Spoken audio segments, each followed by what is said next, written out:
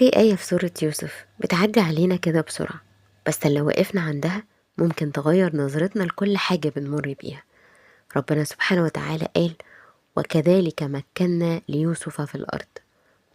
يعني ايه وكذلك؟ يعني بنفس الطريقة اللي شفتها قبل كده، بنفس الوجع والظلم، بنفس الصبر، كان التمكين. سيدنا يوسف عليه السلام موصلش وهو مرتاح. سيدنا يوسف اتعرض للخيانة من أقرب الناس ليه، واترمى في البير، واتربى في بيت عزيز مصر، وتعرض لفتنة كبيرة جدا، لكنه اختار طاعة ربنا سبحانه وتعالى.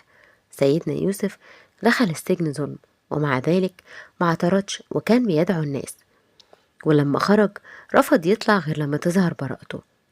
وده بيدل على عزة النفس وثقته في عدل ربنا سبحانه وتعالى، ولأنه كان واثق في عدل الله بقى مسؤول عن خزائن الأرض. هنا بتيجي الآية: وكذلك مكنا ليوسف في الأرض. وكأن الآية بتقولك لأنه صبر في البير مكناه، ولأنه عف نفسه من الفتنة مكناه، ولأنه رضى في السجن مكناه، ولأنه كان من المحسنين حتى في وقت ما كان مظلوم مكناه. إذن التمكين ما كانش فجأة، ده كان نتيجة سلسلة من الصبر والطاعة والرضا والإخلاص. كل ده بين قوسين كده معناه التسليم لإرادة الله سبحانه وتعالى وقضاءه وقدره.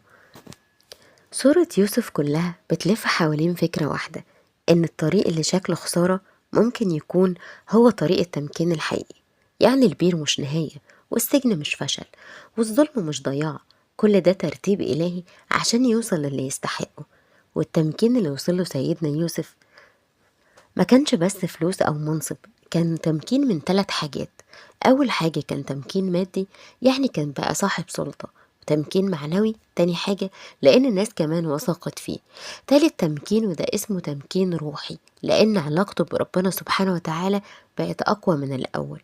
والآية دي كأنها بمثابة طبطبة على أي حد حاسس إنه مظلوم، أو إنه متأخر وتعبان ومش فاهم، مش عارف اللي هو فيه ده بيحصل له ليه. هقولك كل اللي بتمر بيه ده ممكن يكون تجهيز لتمكين أكبر، بس بشرط تكون عندك صبر وتحافظ على نفسك وتحاول ما تغلطش مهما كانت الظروف. وبنفس الطريقة اللي مليانة صبر واختبارات، ربنا بيصنع التمكين الحقيقي.